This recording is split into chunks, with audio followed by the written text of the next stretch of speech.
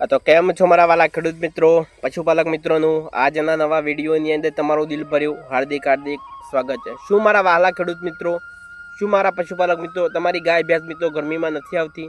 તમે ઘણા તેને ફોર્મ્યુલો આપે છતાં પણ મિત્રો હજુ સુધી તમારી ગાય ગરમીમાં નથી આવતી? તો આ વિડીયોની અંદર તમને સંપૂર્ણ માહિતી આપવાનો છું। તેની સાથે મિત્રો તમને 3-4 ટીકો બતાવવાનો છું અને નાના મિત્રો તમે ફોર્મ્યુલાઓ છે એ પણ મિત્રો તમે હવે ઘરે બનાવી શકો છો। તો મિત્રો આજના વિડીયોની અંદર વાત કરીએ તો આપણું પશુ મિત્રો ગરમીમાં કેમ નથી આવતું, વેતરમાં કેમ નથી આવતું, હીટમાં કેમ નથી આવતું, તેના પાછળ મિત્રો કયા કારણો રહેલા છે? કારણ કે મિત્રો જો તમારા પશુની અંદર મિત્રો જો ખોરાકની ઉણપ હશે, તો જો તમારું પશુ મિત્રો સારી રીતે તમે સાચવણી કરશો, સારી રીતે ખોરાક આપશો, તમારા પશુને મિત્રો મળતા પ્રમાણની અંદર જો તમે પશુ આહાર આપશો, ખાણાદાણ આપશો, તો મિત્રો તમને કંઈ પણ નુકસાન નથી થવાનું। કે તમારું પશુ મિત્રો ગરમીમાં ન આવવાના તેના પાછળ મિત્રો ઘણા કારણો રહેલા છે। કારણ કે મિત્રો શું છે કે તમારા પશુનું તો પહેલાં તો મિત્રો તમારે ડીવર્મિંગ કરાવવું જરૂરી છે। કે આપણા પશુને મિત્રો 3-4 મહિના થઈ ગયા, બરાબર, 3-4 મહિને મિત્રો તમારા પશુનું ડીવર્મિંગ કરાવવું જરૂરી છે। આપણે દરેક વિડીયોની અંદર તમને કહેતા હોય છે કે તમારા પશુનું તમે ડીવર્મિંગ કરાવી લેજો। કે જો તમારા પશુના પેટની અંદર જો કુમી વોર્મન્સ હશે તો તમારું પશુ છે મિત્રો તે ગાભણ પણ નહીં થાય। કારણ કે મિત્રો તે ગરમીમાં પણ નથી આવતું। જો પશુના શરીરની અંદર જો કુમી કરમિયા વોર્મન્સ હશે તો તે આપણું પછી દૂધ પણ ક્યારેય નથી આપતું। તેનાથી ઘણા બધા નુકસાન આપણને થઈ રહ્યા છે।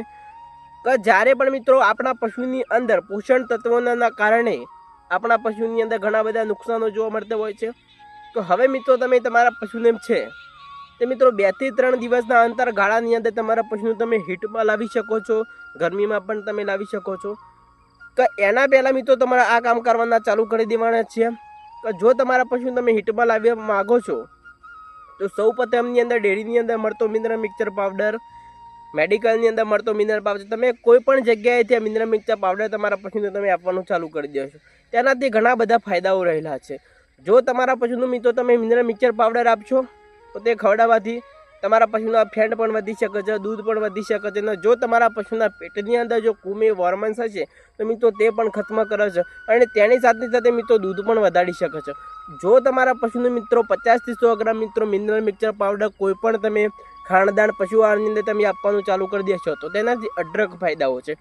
હવે મિત્રો આપણે જાણવાના છીએ તો આપણા પશુને મિત્રો 2 દિવસની અંદર ગરમીમાં કઈ રીતે લાવવું। તેના માટે મિત્રો તમને 3 ફોર્મ્યુલાઓ તમને બતાવવાના છે। તમે કોઈ પણ ફોર્મ્યુલા મિત્રો તમે અપનાવી શકો છો। તો સૌ પ્રથમની અંદર વાત કરીએ તો મિત્રો તમારા પશુનો ગરમીમાં લાવવા માટે, વેતણની અંદર લાવવા માટે તમારા પશુને છે તે મિત્રો બાફીને મિત્રો તમારા બાજરી આપવાની ચાલુ કરી દેવાની છે। 2 થી 3 કિલો બાજરી છે તે મિત્રો 4-5 દિવસ સુધી તમે ખવડાવશો બાફેલી બાજરી, બરોબર, તો તેનાથી પણ મિત્રો તમારું પશુ હીટમાં આવી શકે છે, મિત્રો ગરમીમાં પણ તે આવી શકે છે। તો હવે બીજા નંબરની અંદર પણ તમે સમજી લો કે જે બાજરી અને ગોળ, આ પણ મિત્રો તમે જો બાજરી બાફીને આપ્યો એની અંદર મિત્રો ગોળ પણ એડ કરીને આપવાનું ચાલુ કરી દેશો તો તેનાથી પણ મિત્રો તમારા પશુને મળતા તમને તેનાથી શું છે તમારું પશુ ગરમીમાં આવી શકે છે। ત્યાર પછી મિત્રો તેને મળતા પોષણ તત્વો તેમાંથી તમને મળી રહેશે। કે ત્રીજા નંબરની અંદર ત્યાર પછી પણ તમને સમજાવવાનું છું કે તમે છો જો મિત્રો તમે જાયફળ આવે છે તે જાયફળને મિત્રો સામાન્ય ઘીની અંદર મિત્રો શેકી 1 થી 2 જાયફળ મિત્રો તમે 3-4 દિવસ સુધી તમે ખવડાવશો તો તેનાથી પણ મિત્રો તમારું પશુ છે તમે મિત્રો હીટમાં આવી શકે છે, ગરમીમાં પણ આવી શકે છે। આ બધા મિત્રો એકદમ દેશી ફોર્મ્યુલાઓ છે। આ તમે જો કન્ટિન્યુઅર આપશો, તમે કોઈ પણ ફોર્મ્યુલા તમે આપી શકો છો। તેનાથી મિત્રો મેં મારા ઘરે કયો તે ફોર્મ્યુલા અપનાવેલો છે એ પણ મિત્રો તમને આજના વિડીયોની સાચું હું તમને બતાવવાનું છું। તો મારી પાસે મિત્રો એક ગાય હતી, બરાબર, તો તે દૂધ પણ ના ઉતારતી। જો તમે જાયફળ ખવડાવશો તો તેનાથી તમારું પશુ દૂધ પણ ઉતારશે। સાથે મિત્રો જો તમારા પશુને તમે હીટમાં લાવવા માગો છો, ગરમીમાં લાવવા માગો છો, તેનાથી મિત્રો તમારું પશુ ગરમીમાં પણ આવશે। કે મારી પાસે ગાય હતી તેણે છે તે મિત્રો દૂધ નથી ઉતારતી, બરાબર, તો મેં એક યુટ્યુબની અંદર વિડીયો જોયો તો વિડીયો જે જોયા પછી મેં તેનો ફોર્મ્યુલા મારા પશુ પર મેં અપનાવ્યો।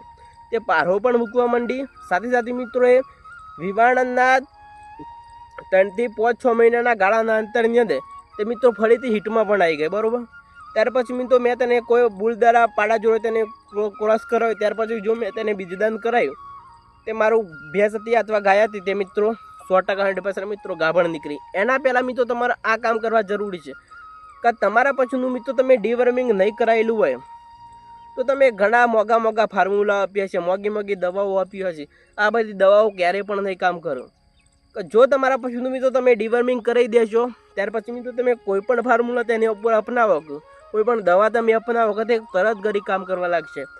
તેના પહેલાં તમારા પશુનું ડિવર્મિંગ કરી લો, ત્યાર પછી મિત્રો તમે ઘણા બધા તમે ફાયદાઓ મેળવી શકવાના છો. જો આપણા પશુની અંદર જો ડિવર્મિંગ નહીં કરાયેલું હોય તો તેનાથી આપણને અઢળક નુકસાનો રહેવાના છે.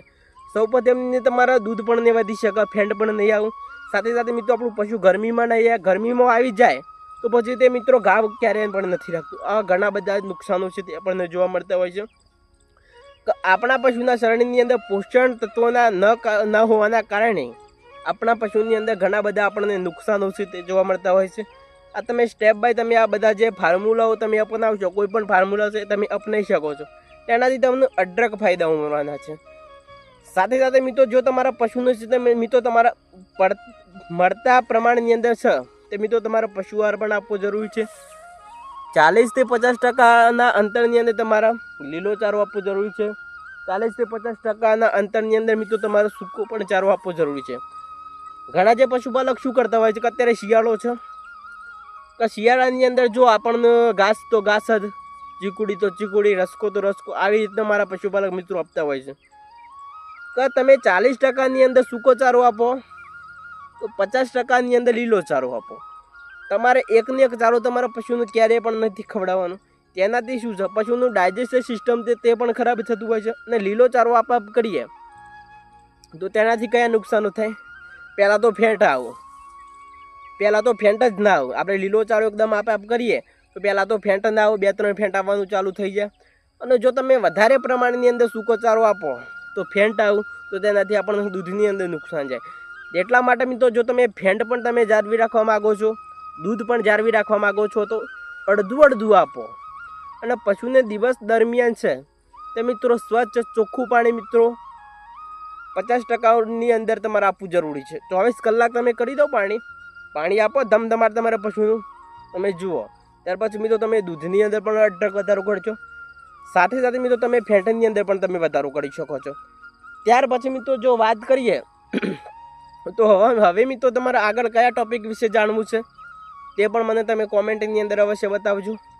મારો વિડીયો તમને કેવો લાગે છે તે પણ તમે કોમેન્ટની અંદર અવશ્ય બતાવી દેજો. અને તમે સપોર્ટ તો મને બહુ કરી રહ્યા છો. મેં 2-3 દિવસ પહેલાં એક વિડીયો યુટ્યુબની અંદર અપલોડ કર્યો કે તમારું પશુ છે તે મિત્રો ગાભણ છે કે નથી તે કઈ રીતે ચેક કરવું. ફક્ત મિત્રો તમે લક્ષણોથી તમે આ રીતે તમે ચેક કરી શકો છો. વિડીયો તમે જુઓ, તેના ઉપર મને પબ્લિકે છે તે વિડીયો 70,000થી પણ વધારે મારા ચાહક મિત્રોએ જોઈ છે અને મને સપોર્ટ પણ બહુ કરી રહ્યા છે.